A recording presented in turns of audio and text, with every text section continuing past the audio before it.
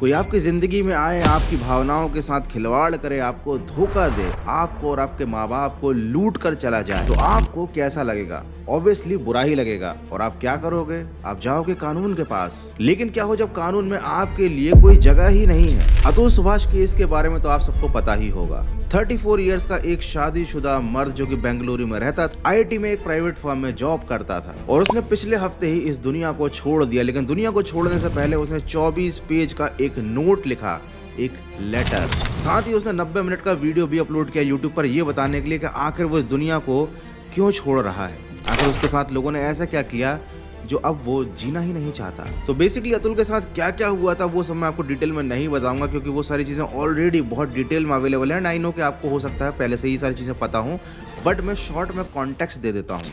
अतुल को उसकी वाइफ और वाइफ के घर वालों ने पैसा हड़पने के लिए बहुत सारे झूठे केसेस में फंसा दिया।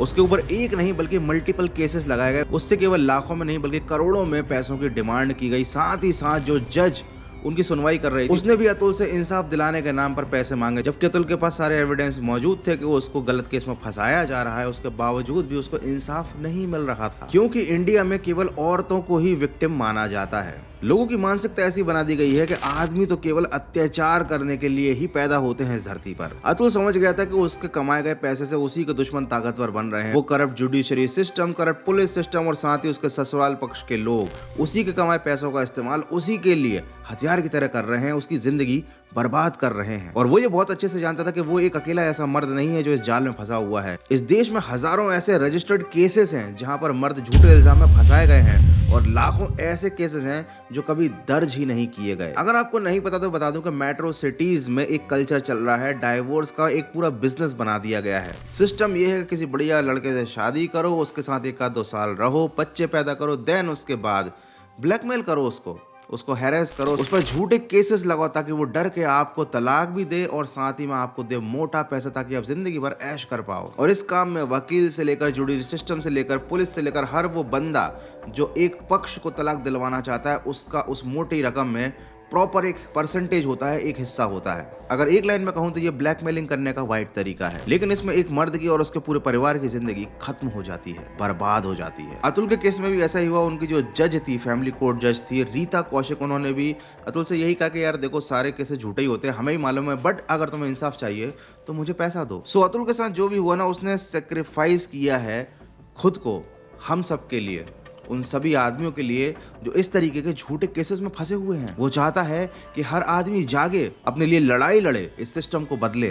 वो ये चाहता था कि वोक आइडियोलॉजी ऑफ फेमिनिज्म के नाम पर इंडिया में मर्दों के साथ जो अत्याचार हो रहे हैं वो रुके, उन पर कहीं ना कहीं फुल स्टॉप लगाया जाए। लेकिन आप दुर्भाग्य देखो हमारे देश का कि एक आदमी को सिस्टम का अटेंशन पाने के लिए, लोगों का अटेंशन पाने के लिए वो कदम उठाना पड़ा जिसके लिए उसे दुनिया छोड़नी पड़ी। यही केस अगर अतुल के साथ ना होकर अरुणा के साथ होता, मतलब अगर कोई फीमेल विक्टिम होती, तो ये सारे न्यूज़पेपर वाले, सारे न्यूज़ चैनल वाले, सारे मीडिया वाले, सारे फेमिनिज्म वाले, ये सब रो रहे होते। उसको इंसाफ दिलाने के लिए ये लोग किसी भी हद तक जा सकते थे। लेकिन आदमियों के साथ क्या है, आदमी यूनाइट ही नहीं है। Man don't care about themselves and other mans. उन्हें कोई फर्क नहीं पड़ता। वो अपनी जिम्मेदारियों के बोझ के तले दबे हुए हैं, जिंदगी का बोझ उठा रहे हैं, घिसते चले जा रहे हैं। उनके साथ क्या हो रहा है उन्हें खुद भी इस चीज़ की कोई फिक्र नहीं है। अतुल ने जो लेटर लिखा है उसमें उसने साफ साफ लिखा है कि जब तक उसे इंसाफ नहीं मिलता, उसे और उसके घर वालों को सताने वाले लोगों को, उसके ससुराल पक्ष के लोगों को सज़ा नहीं मिलती,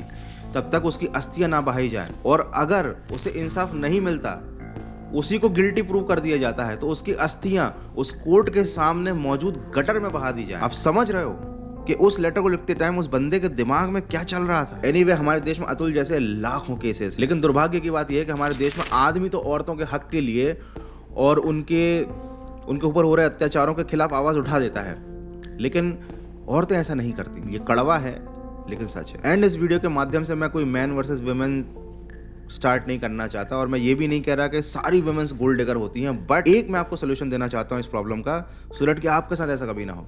देखो, हम सिस्टम को बदलने की बात करेंगे, हम लॉस को बदलने की बात करेंगे, वो सब तो होगा ही, लेकिन जब तक नहीं होता, आप अपने लेवल पर क्या कर सकते हो? किसी भी इंसान को, किसी भी फीमेल को अपनी ज़िंदगी में आने से पहले, उसे एंटर कर देने से पहले आप पूरी तरीके से क्रॉस चेक कर लो, अपना 100% श्योर हो जाओ कि कहीं ये इंसान कोई गेम तो नहीं खेल रहा। ये बात आपको बहुत सिंपल स्टूपिड सी लगेगी कि हाँ यार वो तो हम चेक करते ही हैं, हम ऐसे ही थोड़ी किसी को अपनी ज़िंदगी में आने देते हैं, लेकिन अब आपको इस चीज़ को बहुत सावधानी के साथ ऑब्जर्व करना है, क्योंकि ये एक तरीके का स्कैम है। जैसे किसी को ओटीपी देने से पहले आप 100 बार सोचते हो ना, किसी को कॉल पर डिटेल्स देने से पहले 100 बार सोचते हो, वैसे ही किसी से शादी करने से पहले, किसी को अपनी लाइफ में आने से पहले, किसी को अपनी लाइफ में लाने से पहले पूरा क्रॉस चेक करो। भले ही सामने वाला बुरा मान जाए, उसके घर वालों की डिटेल्स निकलवा लो, उनका पूरा पुलिस रिकॉर्ड निकलवा लो, हर वो चीज़ चेक करो जहाँ आपको लगता है कि यहाँ पर कुछ गड़बड़ हो सकती है। क्योंकि एक बार अगर आप उनके जाल में फंस गए, क्योंकि भाई देखो ये धंधा चल रहा है, शादी करो, तलाक दो, पैसा लूटो, नहीं तो फंसा दो। आप भी लूटोगे, आपके घर वाले भी रोएंगे, और मैं नहीं चाहता कि अतुल जैसा किसी और का हाल हो। एनीवेज, अतुल ने जिस तरीके से अपने लिए आवाज़ उठवाई है जाने के बाद, मुझे लगता है कि अतुल का ये केस एक टर्निंग पॉइंट साबित हो सकता है सभी मर्दों के लिए, खासकर भारत में।